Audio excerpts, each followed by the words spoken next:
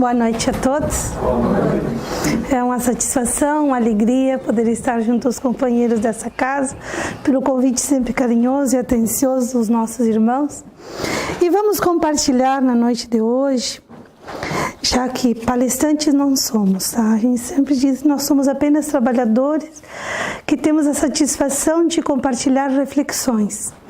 Então, as leituras e todos aqueles ensinamentos que o Cristo nos deixou, que Kardec e toda a equipe espiritual tem nos facilitado para o nosso entendimento. Então, do capítulo 10 do Evangelho segundo o Espiritismo, diz o seguinte: bem-aventurados os que são misericordiosos. Perdoai para que Deus vos perdoe. Escolhemos para a noite de hoje o perdão. Nós sabemos que já temos ouvido toda a história nossa do cristianismo, que o perdão das ofensas é dos sentimentos, é uma das atitudes que mais o Cristo sempre nos ensinou. Porém, o que nós ouvimos ainda do vocabulário humano, vocabulário ainda repleto de orgulho, de vaidade e de egoísmo. Eu perdoo, mas eu não esqueço. E se eu perdoo, eu falo para todo mundo que eu perdoei. Mas com a pessoa que eu estou dizendo que eu perdoei, eu não falo mais. Eu quero colocar ao mundo que eu sou uma pessoa que perdoa. Mas na verdade, o rancor ainda existe em mim. A mágoa ainda eu continuo alimentando. No momento em que a proposta espírita que nós adotamos como orientadora dos nossos sentimentos, dos nossos corações, dos nossos espíritos ainda carregados de imperfeições que somos, pois a doutrina espírita, ela nos dá esse vasto, digamos que essa bibliografia maravilhosa que nos oportuniza, não é para que nós apenas preenchamos o nosso intelectual de conhecimento. Eu já li tantos livros, eu conheço o Pentateuco todo, sei todas as perguntas do Livro dos Espíritos, conheço todos os capítulos e versículos do Evangelho segundo o Espiritismo. O objetivo não é esse. O objetivo de toda essa bibliografia é nos orientar e facilitar a autoeducação de nós mesmos. É nós alcançarmos e nós conquistarmos o reino de Deus em nós. Porque ainda continuamos como aqueles que seguiam Moisés em busca do paraíso, em busca do reino de Deus. Temos trilhado reencarnações e mais reencarnações em busca desse lugar. E muitos de nós ainda, no próprio movimento espírita, continuamos procurando esse reino de Deus. Chego nessa casa espírita, não gosto aqui. Gosto aqui disso, não gosto disso, não gosto do outro. Vou lá ver a outra casa espírita e procurar, mas essa aqui não gostei, essa aqui é boa. E continuo procurando esse reino de Deus em casas, em igrejas, em lugares. E não entendemos que o encontro deste reino de Deus é em nós. E encontrar esse reino de Deus se dá através da autoeducação dos nossos sentimentos.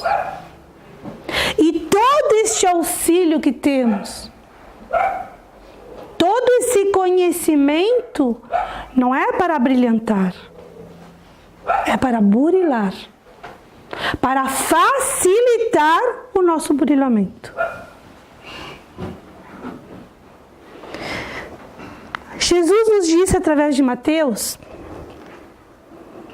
no versículo 2, se perdoardes aos homens as faltas que cometeram contra vós, também vosso Pai Celestial vos perdoará os pecados.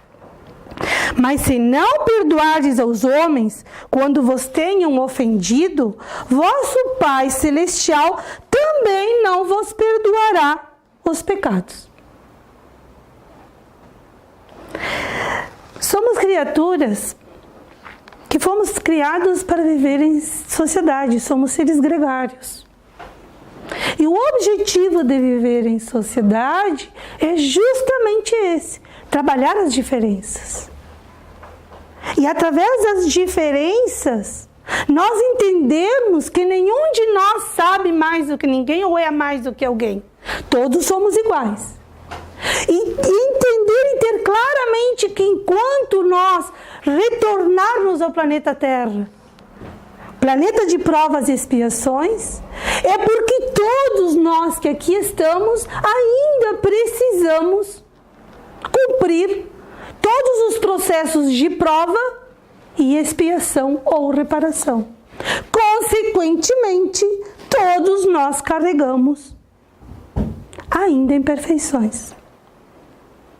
Porém, o orgulho nos faz, muitas das vezes, colocarmos numa posição ao qual nos damos, digamos assim, a autoridade de julgar ao outro. E também nos damos a autoridade de não perdoar ou perdoar.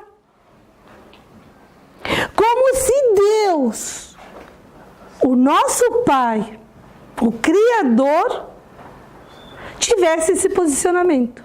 Este eu perdoo, este eu não perdoo. Este eu envio para um lado, este eu envio para o outro. Ou muitas das vezes a gente fala, ai Deus, me perdoa. É claro que Deus nos perdoa. Não esperemos e nem imaginemos que Deus não nos perdoa. Se Deus é perfeito, é óbvio que Ele nos perdoa.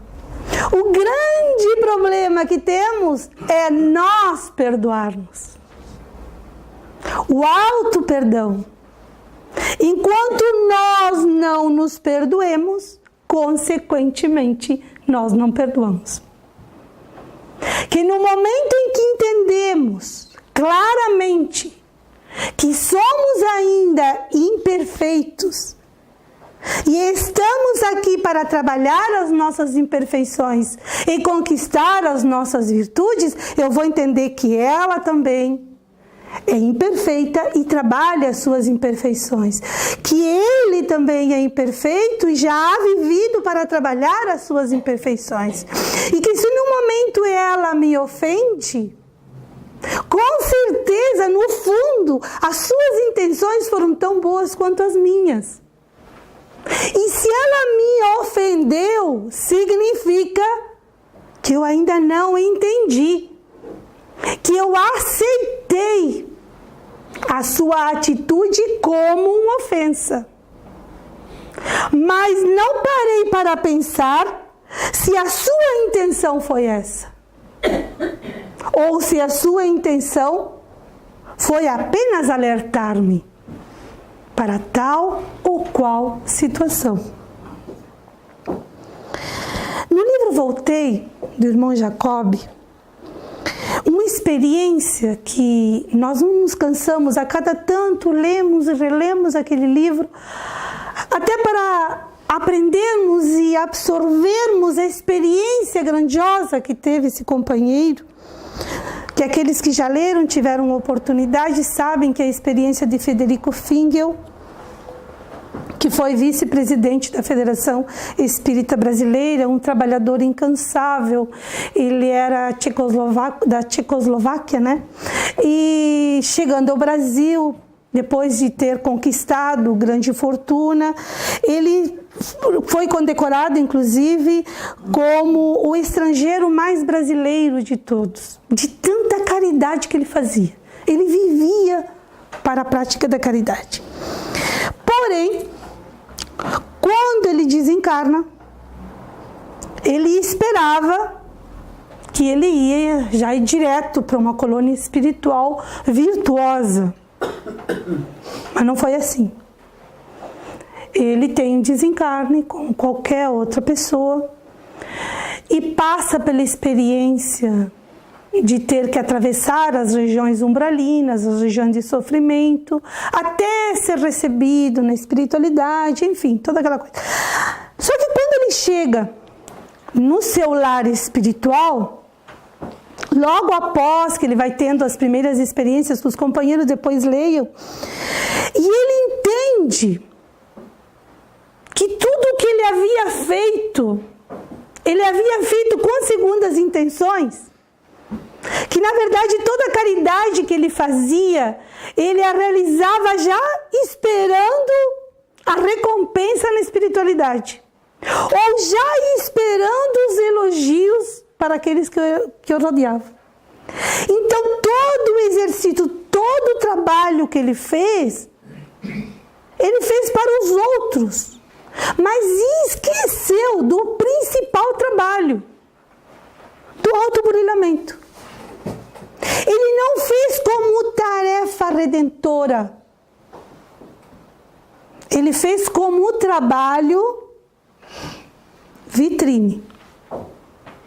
E conseguiu. Só que não contribuiu com o seu ser. Quando ele chega na espiritualidade, ele verifica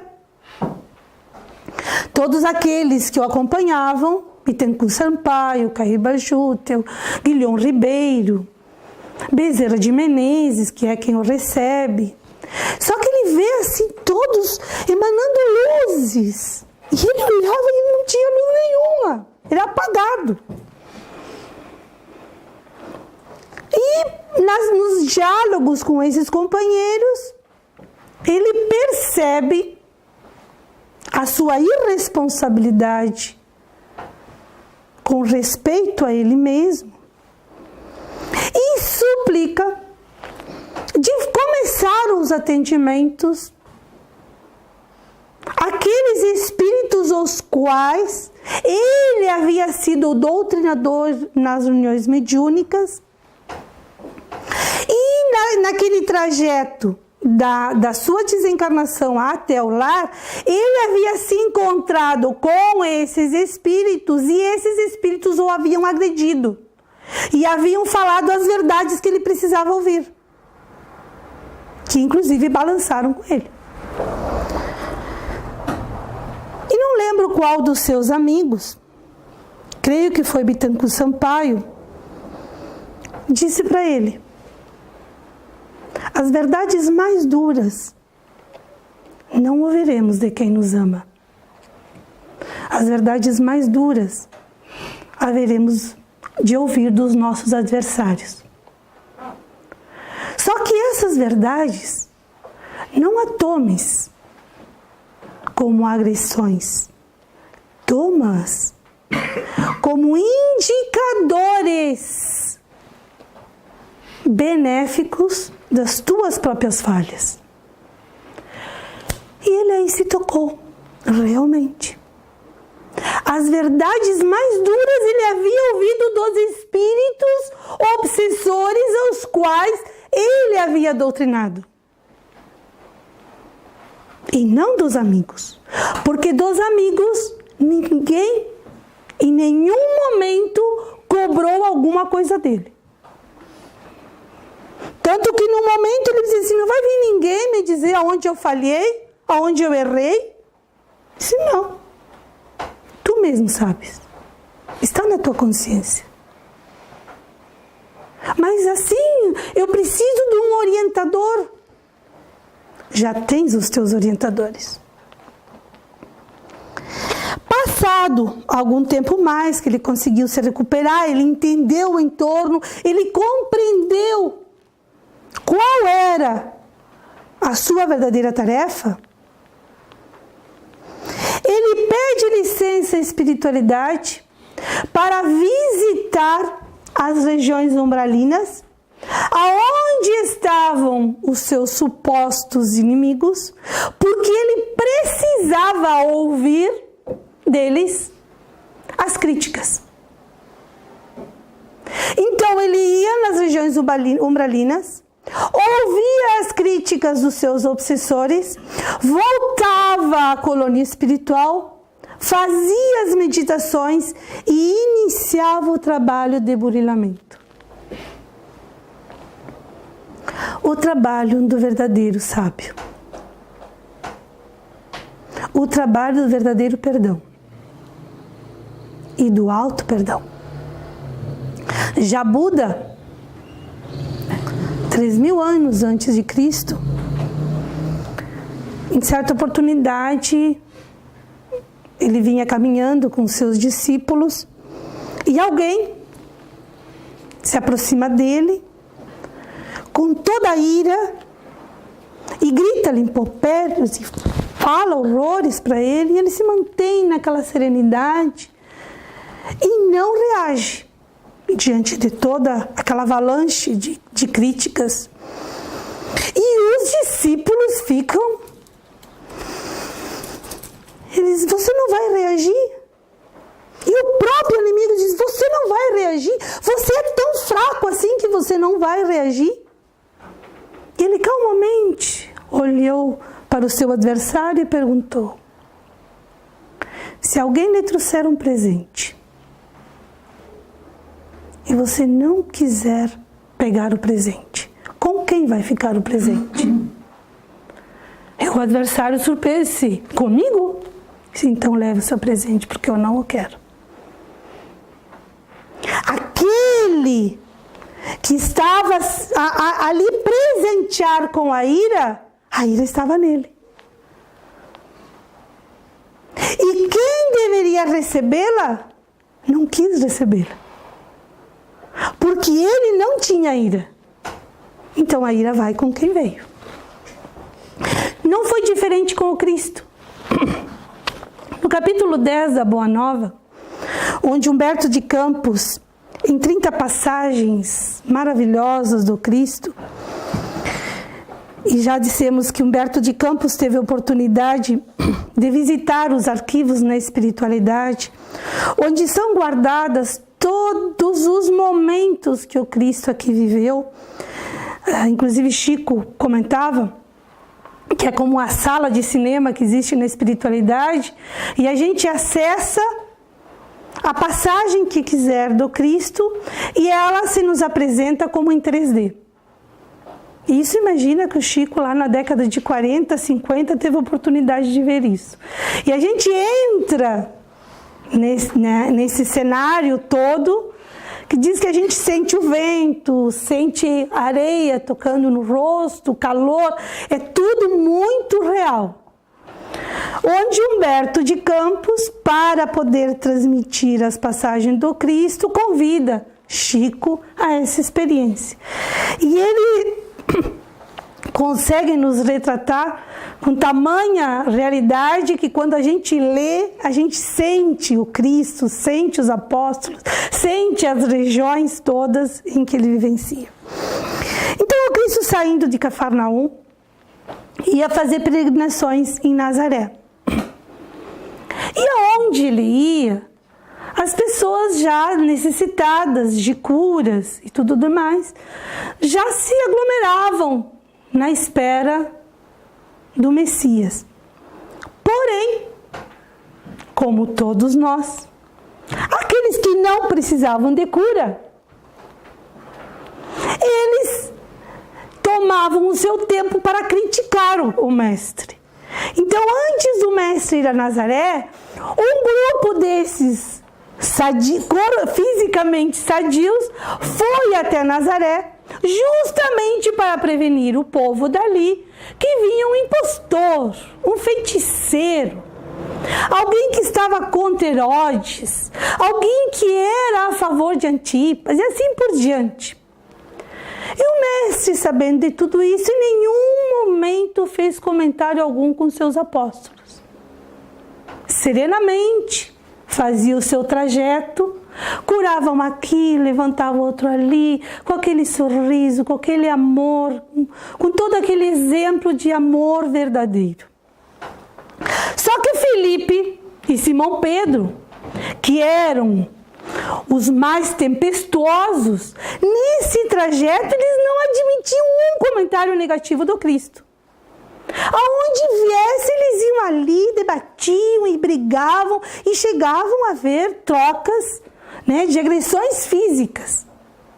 O mestre, na sua serenidade, em nenhum momento comentava nada, fazia vista grossa, seguia fazendo a caridade, seguia falando com amabilidade, não prestava atenção, se bem que ele sabia, obviamente, de todos os acontecimentos.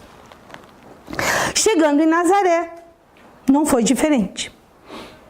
O Cristo fazia as curas e Simão Pedro e Filipe brigavam aqui, brigavam ali, e discutiam com esse, discutiam com outro, e meu Deus, eram os defensores do Cristo. E isso trazia discussões à noite com os outros apóstolos. Então vocês imaginam o clima como estava. Mas o Cristo continuava sereno. Passado alguns dias, Filipe e Simão não se convenceram. Poxa, mas o Cristo não está reagindo, não está fazendo nada. Como é que é o negócio? Ele deveria reagir. Como é que vai se deixar humilhar pelas criaturas? Aí sentaram com ele. Diz, mestre, nós estamos ansiosos pelos seus ensinamentos. Nós não estamos entendendo as suas reações. Estão chamando o Senhor de discípulo de Satanás. Estão chamando que o Senhor é isso, que o Senhor é outro. Afinal, saindo do seu silêncio, o mestre interrogou. Vejamos bem a explicação que o mestre deu a Simão Pedro e a Filipe. E quando a gente fala as explicações que ele deu lá há 2000 anos, elas servem para agora. Porque é a mesma coisa que um de nós, uma tchola, sai a fazer exposições por Santa Catarina e vai com 2 ou 3 companheiros aqui da Casa da Prece e chega nessas casas e esses companheiros vão ouvir críticas de Matiola. Vem aquele palhocense lá falar não sei o quê, e os companheiros vão, aquelas brigas acalorosas. Como o mestre se posicionou? Não é diferente para os tempos de hoje. Ele diz assim: acaso poderemos colher uvas nos espinheiros? De modo algum me empenharia em Nazaré, numa contradita estéril aos meus opositores. Contudo, procurei ensinar que a melhor réplica é sempre a do nosso próprio trabalho, do esforço útil que nos seja possível. Como podemos esperar uvas num espinheiro? Como posso esperar bons sentimentos de alguém que ainda não os conquistou? Como posso esperar palavras sábias de alguém que não conquistou a sabedoria, se nem mesmo eu a conquistei? Qual a melhor forma de resposta? O Cristo nos diz: trabalho. Silencia e trabalha. Continue o seu trabalho silenciosamente, que será a melhor resposta. Nesse particular, não deixei de operar na minha esfera de ação, de modo a produzir resultados à nossa excursão à cidade vizinha. Ele em nenhum momento deixou de atender ninguém. Enquanto seus apóstolos discutiam, o Cristo trabalhava. Não perdeu tempo. Porque, como ele mesmo disse, não jogueis pérolas aos porcos. Não adianta nós querermos que alguém entenda aquilo que para nós já é claro. Nós não somos os senhores do mundo. Nós não estamos para mudar ninguém. Nós não estamos para combater o mal. Nós estamos para construir o bem. Essa é a tarefa do cristão. Eu não venho para combater o mal nos outros. Eu venho para combater o mal em mim. Porque no momento em que eu me deparar com a minha própria consciência, já que na espiritualidade não haverão juízes, como Jacob já nos mostra no livro Voltei, e sim a minha consciência, eu não estarei prestando contas do que o meu filho fez, do que o meu marido fez, do que o meu pai, minha mãe, não. Estarei prestando contas para mim mesmo do que eu fiz. Isso lá nas apostilas, nos livros, no processo de desencarnação, quem estará fazendo todo o retrocesso da sua vida nesse processo de desprendimento? Serei eu. E conforme os Espíritos nos diz, no céu e inferno, cada segundo da nossa vida, cada momento da nossa vida, volta no momento da morte, do desprendimento do Espírito. E aonde nós erramos, é tipo assim, marca, a nossa consciência marca, aqui errei, aqui errei e aqui errei. Aqui preciso reparar este outro, mais ainda. Então, não venho a combater o mal, nós viemos a construir o bem. E por que não perdoar? Quem somos nós para não perdoar? Depois do Cristo, já que a hora chegou, o relógio obsessivo, como diz o Jolar, chegou no seu tempo, deixamos para os companheiros lerem, que a história é fantástica, todas as perguntas que Felipe e Pedro fazem, as respostas maravilhosas que o Cristo lhes dá, que sempre lhe dá, onde ele nos diz, pergunta-te, diz o Cristo a Pedro, se já edificaste o reino de Deus no íntimo do teu espírito. É isso que tens que te preocupar. E depois algumas, Pedro então lhe faz aquela pergunta que todos nós conhecemos, que ele diz, Senhor, quantas vezes pecará meu irmão contra mim? E quantas vezes lhe hei de perdoar? Será até 7 vezes? Jesus respondeu-lhe calmamente, não te digo que até 7 vezes, mas até 70 vezes 7. E não adianta fazer o cálculo, tá? Não contaremos isso, porque esse cálculo Cristo já nos diz que é infinito, porque os nossos erros serão infinitos. E se os meus erros serão infinitos até eu alcançar a pureza, a elevação máxima do ser, quem sou eu para não desculpar e perdoar o erro alheio? Sejamos fraternos, solidários, tolerantes, compreensivos, porque isso não nos fará melhor do que ninguém, mas isso nos dará a paz e a felicidade que procuramos em tantos lugares, em tantas coisas que não nos dão. Porque essa felicidade e essa paz não está em lugar nenhum. Ela está em nós. E é na conquista das nossas virtudes. E depende de cada um. Por mais difícil que seja a prova, persistamos. Por mais impossível que seja sublimar os nossos sentimentos, oremos. Pois quando não sabemos o que fazer, a oração será o nosso guia. A casa já leva esse nome, Casa da Prece, pois a prece, a tão simples prece, é a melhor das medicações para as nossas almas. Mas a libertação dos nossos males são as 2 asas que nos fazem voar e alcançar o reino de Deus em nós.